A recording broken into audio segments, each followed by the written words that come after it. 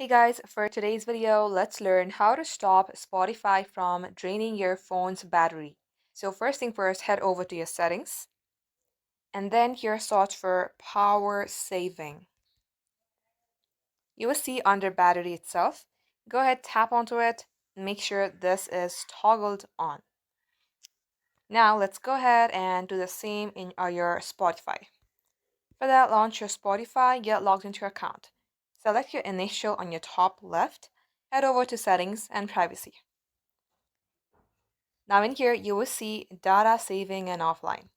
Open it and make sure data saver is on, not automatic, but on. Once done, you may go ahead, clear the cache. This will not delete any of your downloads. Simply clear the cache. And likewise, restart your device. Now use your Spotify and this will fix your problem.